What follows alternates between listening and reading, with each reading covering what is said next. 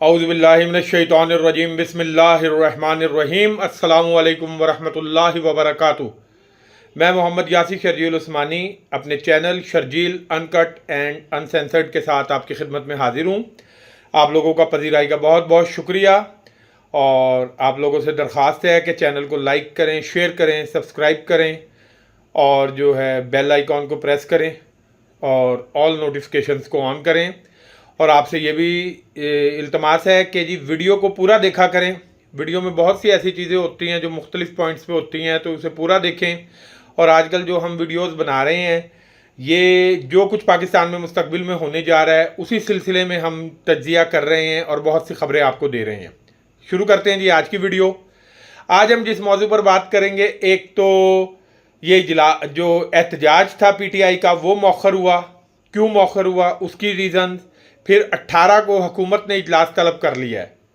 17 को उन्होंने जो है कमेटी की अपनी यानी कि जो है फाइनल मीटिंग बुलाई है जो पार्लिमानी कमेटी की, और उसका इजलास बुलाया है। और उसके बाद 18 को उनका इरादा है जी कौमी असम्बली का इजलास बुलाने का, तो जिसमें वो आईनी तरमीम पेश करेंगे। और हुकूमत एक बार फिर दावा कर रही है कि जी उन्होंने नंबर पूरे कर लिए हैं और उनके पास नंबर जो हैं मुकम्मल हैं। और ये भी दावा किया जा रहा है जी कि पीटीआई के जो है उन्होंने 2 सेनेटर भी तोड़ लिए हैं और इसी तरह जो है पीटीआई के एमएनएज भी तोड़े हुए हैं। अदरवाइज़ अगर पीटीआई या फजलुर रहमान साथ नहीं भी देते तो कौमी असम्बली के लिए तो उन्होंने इलेक्शन कमीशन पर मुसलसल दबाव डाला जा रहा है, इस्टेब्लिशमेंट की तरफ से भी, अदालतों की तरफ से भी, और जो है इसी तरह जो है नून लीग की गवर्नमेंट की तरफ से भी कि जी मखसूस सीटें दोबारा उन लोगों को अलॉट कर दी जाएं, पीपल्स पार्टी, नून लीग और दूसरी पार्टियों के, जिन लोगों को पीटीआई की सीटें दी गई थी। लेकिन जैसा कि मैं अपनी पिछली वीडियोस में भी आपको बता चुका हूं कि इलेक्शन कमीशन डबल गेम कर रहा है। और इलेक्शन कमीशन इसलिए फैसला नहीं कर रहा कि उन्हें नज़र आ रहा है कि हो सकता है बाजी पलट जाए।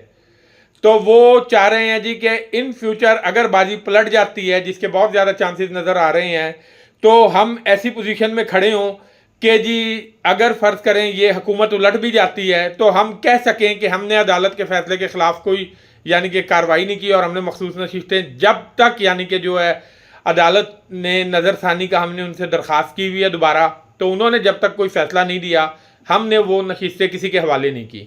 आ जाते हैं जी अब नंबरिंग की तरफ। तो मेरी इत्तलात के मुताबिक अभी भी इनके नंबर्स पूरे नहीं हैं।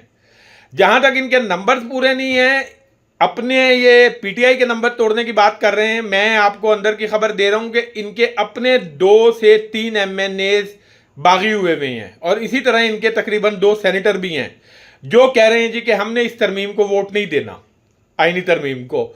और ये मुसलसल उन्हें प्रेशराइज भी कर रहे हैं और बहुत ज़्यादा उन पर दबाव डाला जा रहा है। लेकिन वो एमएनएज जानते हैं जी कि काजी फाइज ईसा के उस फैसले के बाद ना तो हम डी-सीट होंगे, ना हमारा वोट ऐसा होगा जी कि अगर हम वोट नहीं डालेंगे इनके हक में तो वो वोट नहीं काउंट होगा, हमारा वोट भी काउंट होगा इनके खिलाफ और हम डी-सीट भी नहीं होंगे। क्योंकि अगर हमें डी-सीट किया जाएगा तो उन तमाम अरकान को भी डी-सीट किया जाएगा जो किसी और जमात के प्लेटफॉर्म से खड़े होकर सरबराह की मर्जी के बगैर वोट कास्ट करेंगे इस तरमीम को। तो इन्होंने ये 63A का जो कानून यानी कि फाइज ईसा ने बड़ी जल्दी में फैसला दिया सिर्फ अपनी एक्सटेंशन के लिए। मैं एक बार फिर आपको बताऊं कि जो लोग ये कहते हैं जी कि फाइज ईसा साहब एक्सटेंशन में इंटरेस्टेड नहीं है वो एमको की जन्नत में रहते हैं। फाइज ईसा से ज़्यादा एक्सटेंशन में इंटरेस्टेड ही कोई नहीं है और वो चाहते हैं कि जी किसी तरह या तो सुप्रीम कोर्ट में उनको 3 नहीं तो 1 साल दे दिया जाए या आईनी अदालत में 1 साल दे दिया जाए, अगर 3 साल नहीं भी दिए जाते, ताकि वो अपने किए हुए तमाम जराइम को कानूनी कवर दे सकें, मुस्लिम लीग के इस्टेब्लिशमेंट के तमाम जराइम को कानूनी कवर दे सकें। और पीटीआई जो इन फ्यूचर उनके खिलाफ रेफरेंस भी लाएगी और जजेस उनके खिलाफ कार्रवाई भी करेंगे, वो उन सब से बचना चाहते हैं। उन्होंने जिस तरीके से मज़ाहिर अली नकवी के खिलाफ इस्तीफे के बाद कार्रवाई की, वो जानते हैं कि उनकी रिटायरमेंट के बाद भी उनके खिलाफ कार्रवाई होगी। और उस वक्त जिन जजेस ने ये गलती की थी रेफरेंस के वक्त उनके साथ चले थे कि ये अदलिया पर हमला है, वो जजेस इस दफ़ा उनके खिलाफ कार्रवाई करेंगे।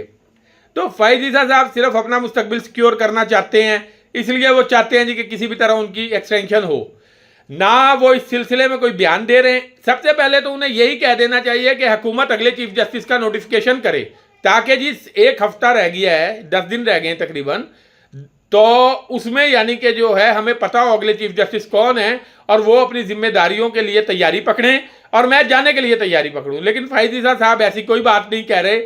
फ़ाइज़ ईसा साहब की तरफ से तर्जुमानी करने के लिए कुछ सहाफ़ी मौजूद हैं, कुछ टाउट सहाफ़ी और कुछ दूसरे लोग, नून लीग के लोग, वज़ीर कानून और ये, जो कि आके कहते हैं जी कि फ़ाइज़ ईसा साहब जो है इंटरेस्टेड नहीं है। वैसे तो मैं कभी, आप देखेंगे मैं अपने वीलॉग्स में फ़ाइज़ ईसा के लिए काजी का लफ्ज़ भी इस्तेमाल नहीं करता। काजी बड़ा मोतबर लफ्ज़ है और काजी का लफ्ज़ बहुत मोतबर लोगों के लिए इस्तेमाल हुआ है। हज़रत अब्दुर्रहमान बिन औफ रज़ियल्लाहु ताला अन्हु, हज़रत अली रज़ियल्लाहु ताला अन्हु और बहुत से यानी कि जो है लोग, मोतबर तरीन लोग जिनके लिए ये लफ्ज़ इस्तेमाल हुआ है। तो काजी का लफ्ज़ फ़ाइज़ ईसा उस लफ्ज़ का मुस्तहिक ही नहीं है। और मैं तो कहता हूँ कि जिस तरह ये लोगों को अदालत में खड़े होकर पूछा करते थे ये अपने नाम के साथ सरदार क्यों लगाया है, लेकिन कभी सरदार तारिक से नहीं पूछा, इस तरह इनसे भी ये पूछा जाएगा जिस दिन ये अपनी कुर्सी से उतरेंगे कि क्या तुम इस काबिल थे कि तुम अपने नाम के साथ ये काजी का लफ्ज़ लगाते। सबसे पहले आपको इसकी बता दूं नंबरिंग, कि इनकी नंबरिंग पूरी नहीं है अभी भी। ना पीटीआई के बंदे टूटे हैं जो ये कह रहे हैं। हाँ जी, कुछ बंदे हैं जो राब्ते में हैं पीटीआई के, लेकिन उसके बावजूद इनकी नंबरिंग पूरी नहीं है।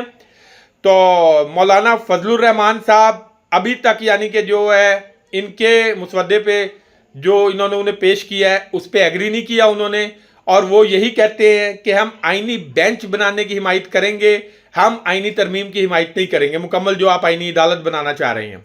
दूसरी, फ़ाइज़ ईसा किसी भी सूरत कबूल नहीं है। हाँ, चीफ जस्टिस के तौर पर वो इस चीज़ पर मौलाना फजलुर रहमान एग्री हैं कुछ हद तक कि मंसूर अली शाह की जगह याह्या अफरीदी को आगे ले आया जाए। तो हो सकता है अभी भी गवर्नमेंट पूरी कोशिश कर रही है कि मंसूर अली शाह ना आए, कोई और आए, और क्योंकि वो याह्या अफरीदी से भी थोड़ा सा खौफजदा हैं। लेकिन ये कि अभी तक चांसेस यही हैं कि मंसूर अली शाह ही नेक्स्ट चीफ जस्टिस होंगे, और अगर मंसूर अली शाह को चीफ जस्टिस ना बनाया गया तो वकला तहरीक भी शुरू होगी और अदालत के अंदर एक बहुत बड़ा बहरान पैदा होगा और ये जजेस मंसूर अली शाह के साथ खड़े हो जाएंगे। और मैं एक बार आपको फिर बता दूं कि ये 25 को सारी गेम वैसे ही क्लियर हो जाएगी। अगर ये आईनी तरमीम नहीं होती और फ़ाइज़ ईसा नहीं रहता तो ना ये हुकूमत रहेगी ना ये लोग रहेंगे। शहबाज शरीफ और मरियम नवाज सिर्फ 2 सीटों का फैसला हो गया और उनका फॉर्म 45 के मुताबिक फैसला हो गया तो ये वैसे ही हुकूमत गिर जाएगी। ना इनका वजीर आला रहेगा ना इनका वजीर आजम, क्योंकि शहबाज शरीफ साहब कसूर की सीट जीते थे और उन्होंने कसूर की सीट छोड़ के लाहौर की सीट रख ली जो कि वो हारे हुए हैं। तो इनका फैसला बहुत जल्दी होने वाला है, 25 को ये फैसला हो जाएगा। इन्हें ये तरमीम और फ़ाइज़ ईसा की ज़रूरत इसलिए है कि अपने जराइम के लिए इन्हें और इनके आकाओं को कानूनी जवाब की ज़रूरत है। और अगर ये लोग, जिस तरह ये पीटीआई का ये एहतजाज मौखर हुआ, इन्होंने वादा किया कि जी हम इमरान खान से डॉक्टर की मुलाकात करवाएंगे, और आज भी डॉक्टर आसिम साहब अडियाला पहुंचे भी थे, तो उस बेस पर यह एहतजाज मौखर किया गया। दूसरी के मुख्तलिफ ममालिक के जो है वफूद आए हुए थे, चीन के सरबराह आए हुए थे, तो इसी तरह जो है कि वो कॉन्फ्रेंस को ना ख़राब किया जाए। पीटीआई ने एक वक्ती तौर पे एक ऐसा फैसला किया कि हम 2 दिन बाद भी एहतजाज कर लेंगे, लेकिन इससे कोई मुल्की सतह पे नुकसान ना हो। दूसरा, पीटीआई के कुछ रहनुमाओं ने कहा कि हमसे गैर मुल्की सरबराहों ने भी, यानी कि उनके वफूद ने भी जो है दरख्वास्त की थी कि आप ये एहतजाज मौखर कर दें। तो अगर ऐसी बात थी तो चले ठीक है जी, एहतजाज मौखर किया। लेकिन अगर पीटीआई ने आगे इनको मौका दिया तरमीम करने का तो ये पीटीआई सिर्फ अपने पाँव पे कुल्हाड़ी नहीं मारेगी, इस मुल्क के मुस्तकबिल पे कुल्हाड़ी मारेगी और ये एक मजीद इंतशार को दावत देगा। तो उम्मीद करते हैं कि ना ये तरमीम होगी, ना फ़ाइज़ ईसा की एक्सटेंशन होगी, ना तो फ़ाइज़ ईसा की एक्सटेंशन होगी, ना अगले साल जिनकी एक्सटेंशन होनी है उनकी एक्सटेंशन होगी, और ये मामला यहीं पर ख़त्म होगा। और ये हुकूमत भी 31 दिसंबर 2024 से पहले पहले अपने घर जाएगी। जो कुछ इन्होंने बोया है वो ये काट के जाएंगे इंशाल्लाह। जल्द मिलते हैं अगले व्लॉग में। बहुत बहुत शुक्रिया। अल्लाह हाफिज़।